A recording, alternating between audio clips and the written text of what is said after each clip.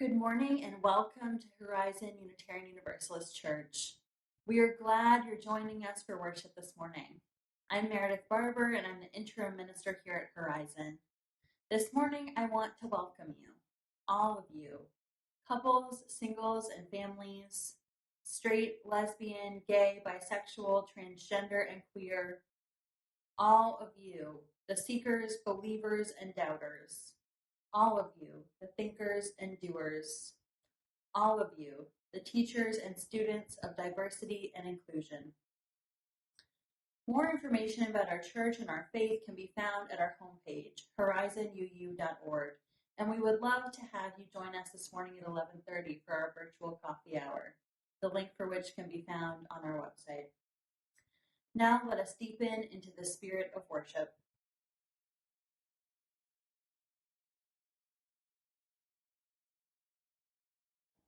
Our call to worship this morning comes from the writings of the Reverend Sherry Woodbury. This is entitled A Spacious Welcome. Welcome, who come in friendship and who long for genuine community. May you be graciously received here as your authentic self. Welcome, who come in curiosity, full of questions, or simply open. May you embrace wonder and encounter new delights. Welcome, who come heavy with fatigue, weary from the troubles of the world or the troubles of your particular life. May you rest and be filled in this sacred space. Welcome, who come with joy, for flowing rivers and gentle breeze, for changing skies and great trees. May the grace of the world leave a lasting imprint in you. Welcome, who come with thanks for the altruism of the earth and the gift of human care. May your grateful heart overflow and bless those around you. Come, let us celebrate together this wondrous life.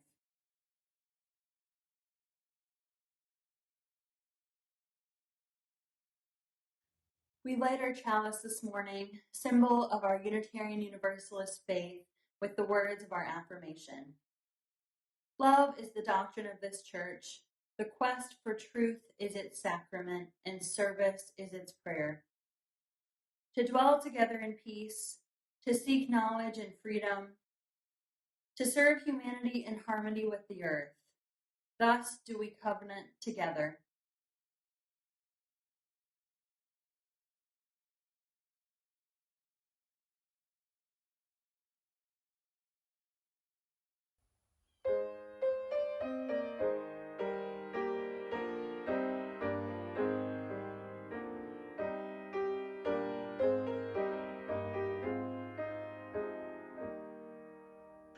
Wake now my senses and hear the earth call. Feel the deep power of being in all. Keep with the web of creation your vow, giving, receiving as love shows us how. Wake now my reason, reach out to the new. Join with each pilgrim who quests for the true. Honor the beauty and wisdom of time. Suffer thy limit and praise the sublime. Wake now, compassion, give heed to the cry. Voices of suffering fill the wide sky. Take as your neighbor both stranger and friend, praying, receiving their hardship to end.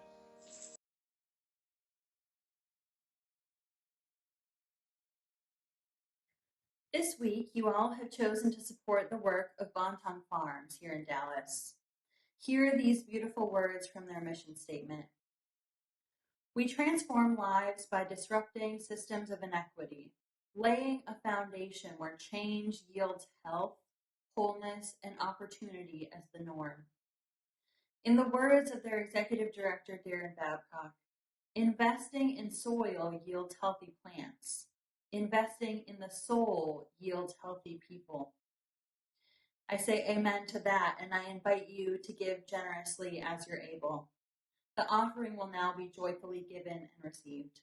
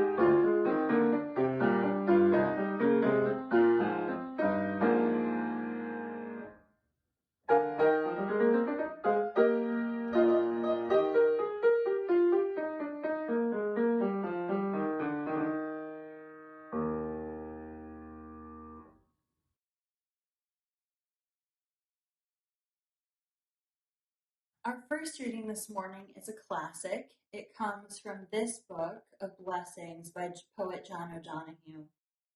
This is one of my favorites. This is called For a New Beginning. In out-of-the-way places of the heart, where your thoughts never think to wander, this beginning has been quietly forming, waiting until you were ready to emerge. For a long time, it has watched your desire, feeling the emptiness growing inside you, noticing how you willed yourself on, still unable to leave what you had outgrown. It watched you play with the seduction of safety and the gray promises that sameness whispered, heard the waves of turmoil rise and relent, wondered would you always live like this. Then the delight, when your courage kindled and out you stepped onto new ground, your eyes young again with energy and dream, a path of plenitude opening before you. Though your destination is not yet clear, you can trust the promise of this opening. Unfurl yourself into the grace of beginning that is at one with your life's desire. Awaken your spirit to adventure. Hold nothing back. Learn to find ease and risk. Soon you will be home in a new rhythm, for your soul senses the world that awaits you.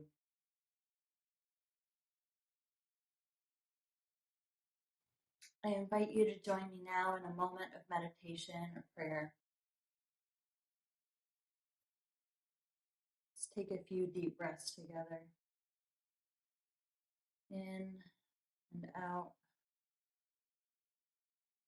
In and out. Holding all of the weights of the week and letting them be washed away from your body.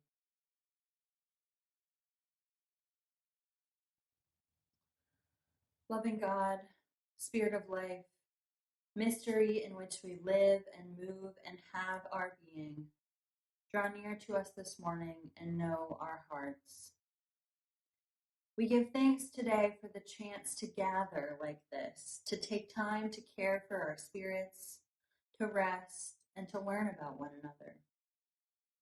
We give thanks too for big, fluffy cotton ball clouds, for pink streaked sunsets, for big Texas skies, for all the moments that remind us that we are one small part of this interconnected web. Spirit, I am not sure that lament is a strong enough word to capture all that is on our hearts regarding the state of the world. We watch in despair as cases climb, as the Delta variant makes its way into our midst, as our best laid plans are scrapped yet again. We worry about our children at school, about our loved ones on a different side of this fight. It is not an easy time. We grieve violence in Afghanistan. May those who see violence as the only way forward find new ways of being amidst the brokenness. Spirit of life, help us to shift our bodies and our hearts toward hope. Help us to look for hope in the faces of our friends and neighbors, of children and of strangers. May we remember that we are not alone, that we are loved, and that we are part of a larger whole. May it be so. Amen.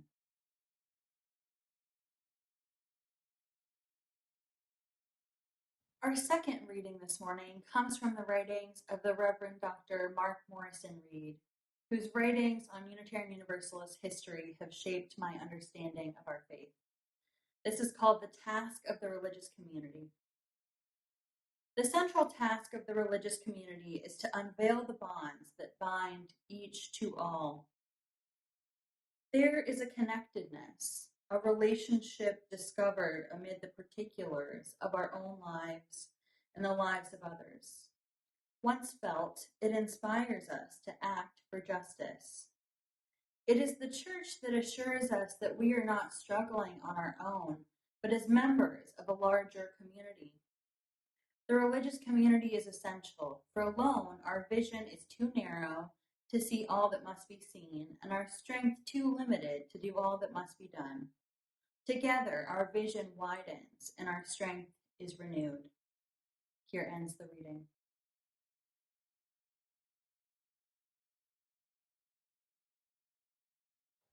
I think it was a Thursday, and I had just finished recording my sermon that week when I got a text from a friend and colleague saying, "Hey, have you thought about interim ministry?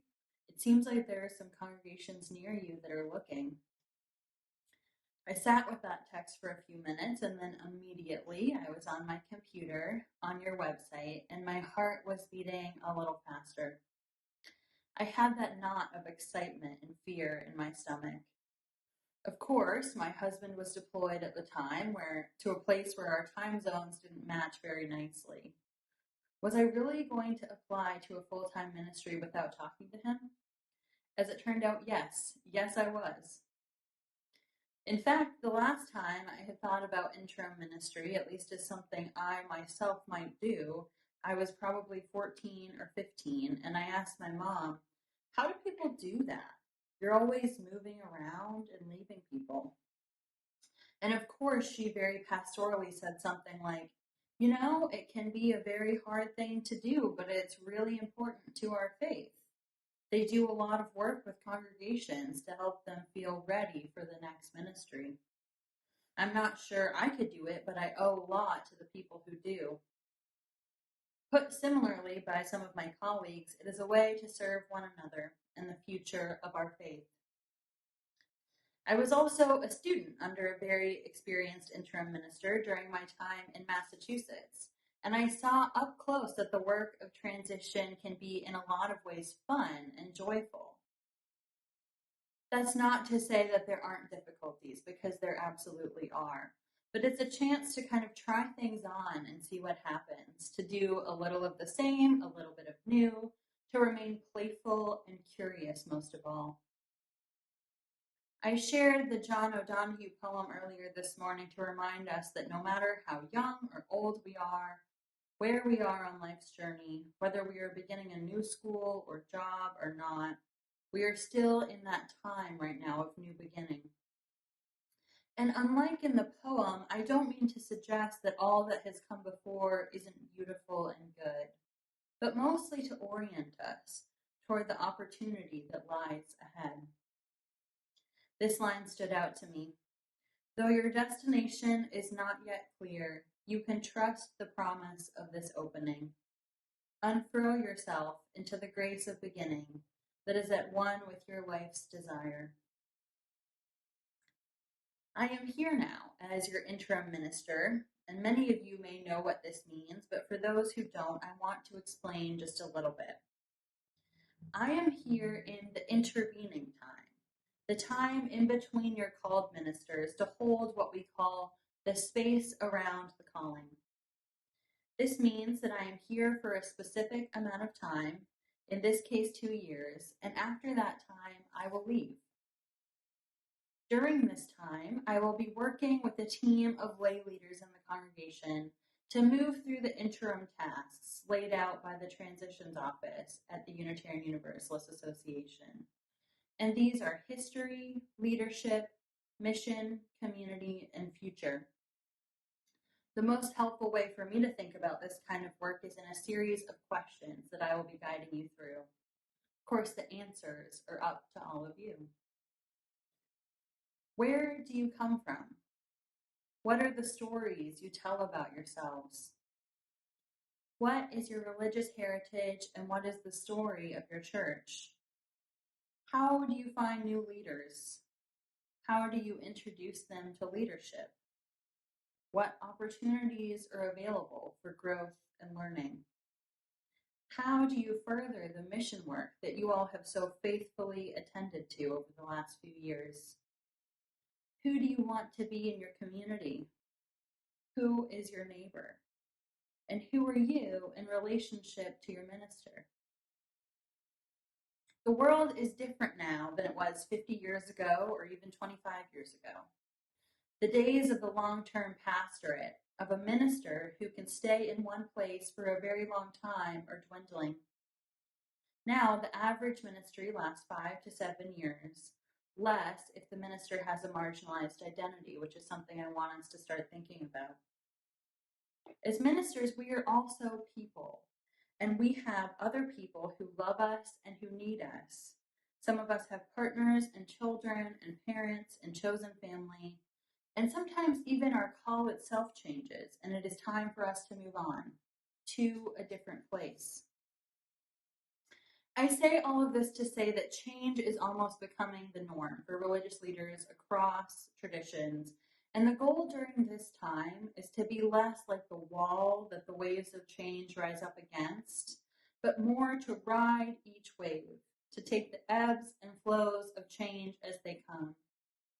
The future is not about trying to get that one right person as your next minister, but about learning to be the church that you all want to be. It should be said too, and I say this gently, that I am not Reverend Laura. I know that you all will miss her, that there is tenderness around her leaving. That is a sign of a deep and connective ministry, and also a sign of boundaries, lovingly held for all of you and the health of your congregation. It's okay to say to me, well, Reverend Laura did this, and it's okay to talk to me about missing her. But know that that doesn't mean that I will do as she did or that my ministry will mirror hers. Part of the work of interim ministry is to expose you all to a different presence, a different way of being, so that we may open our hearts to the possibilities that lie in store. It is also true that all change, even change that we embrace wholeheartedly, requires loss of what once was in order to accept what is or what will be. And with that loss comes grief, sometimes anger, anxiety. I will do my best to acknowledge and honor this reality as we do our work of transition together. But our very first and most important task is for you, the congregation, and me, the minister, to get to know each other. So many of you know this already, but I live with my husband here in Shreveport, Louisiana. In order to serve as your minister, I spend half of my time in Texas.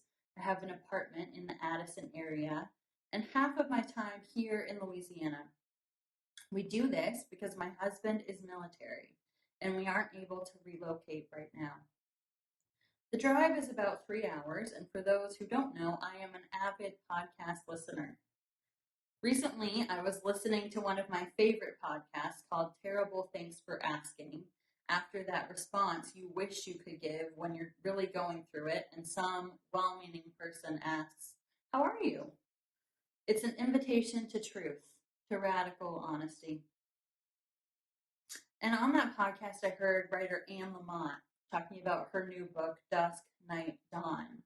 She wrote it about finding hope in difficult times and about the balance of acknowledging dread and seeking hope. She names that feeling of dread that lives within each of us and can kind of rear its head, more often for some of us than others. The dread can come from many things, as well as we all lead complicated lives with challenges embedded throughout. Lamont draws on examples from her own life and shares about her childhood and her parents' marriage, both of which were complicated. She suggests asking the dread, "Who hired you?" The answer, she says, is almost always, "Well, you did, of course." We have so many fearful things in our lives, we need someone to manage it.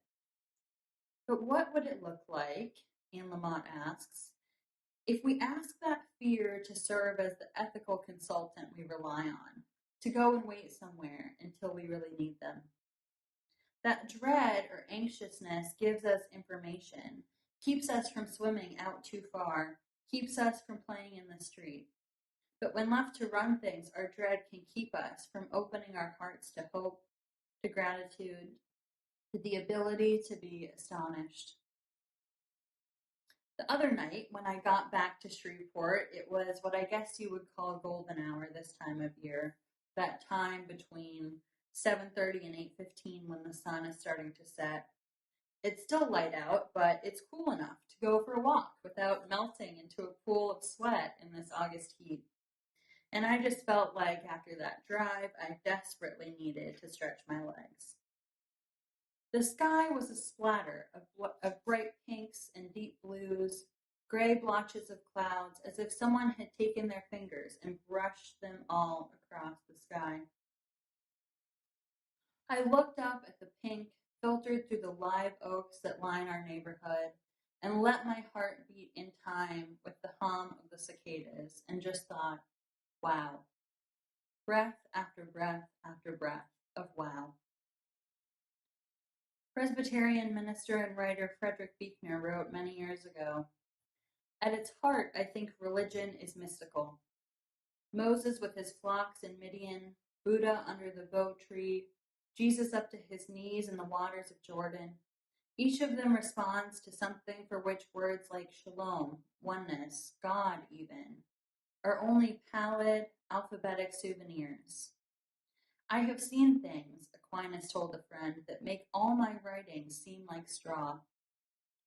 Religion as institution, as ethics, as dogma, all this comes later, and in the long run maybe counts for less. Religions start, as Frost said poems do, with a lump in the throat, to put it mildly, or with the bush going up in flames, the rain of flowers, the dove coming down out of the sky. Well, for me, the lump in my throat comes first from sunsets and sunrises, a reminder that we are but small parts in the interconnected web of all creation. And second, from knowing that there are people like all of you still willing to do the work of church in this time. Thich Nhat Hanh has famously said, "You have an appointment in life, and that appointment is scheduled for the here and now." It needs to be said, I think, that this is a very difficult time, really for the whole world, but particularly for communities of faith, and maybe especially for a community of faith in transition. I will admit I was very much looking forward to gathering with you all in your sanctuary and worshiping together. And I'm not saying that won't happen, but recent weeks have brought wave after wave of fresh grief and uncertainty about our timeline for gathering. You will now be the third church I have served during this virtual time, and I was riding the emotional high of imagining being back close with people again. I say all of that to say that we are potentially more tired and more scared now than we were in March of 2020. We have ridden the whole emotional cycle of this pandemic and don't have much more to give. Every time we have dared to set expectations, even in the privacy of our own minds, we have been disappointed. Of course, we know that this situation is beyond our control, but that doesn't make it any easier. In fact, it makes it all the more difficult. It is imperative to our survival that we be kind to ourselves and to one another right now. I would encourage us all in these moments of uncertainty to allow yourself to be absorbed into the sunset, to let out a sigh the way our lives are punctuated of awe at the finger-painted sky, even in the midst of all the rest. For no matter where we come from, and even right now where we physically are, we are gathered here to do this life-giving work of change. And I think that deserves a wow. Amen.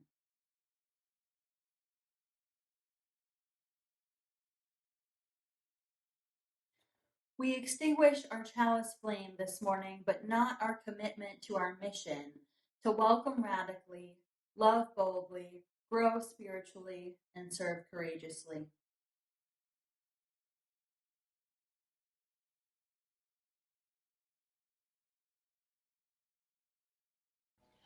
I know this rose will open. I know my fear will burn away.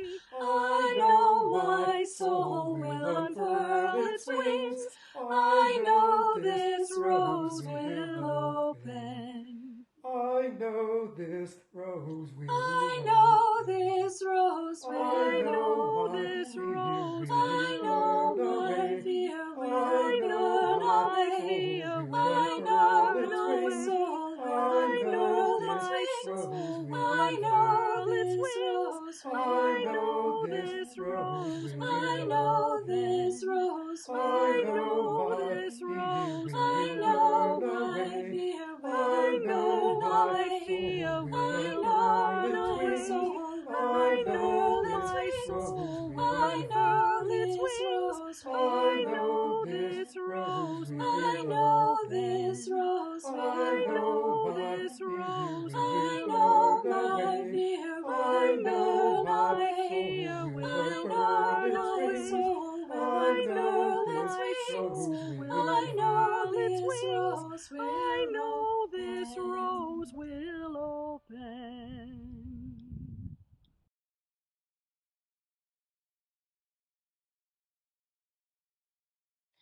My friends, as we go forth from our time together this morning, I hope that you will unfurl yourself into the grace of beginning, in the words of John O'Donohue. Go in peace.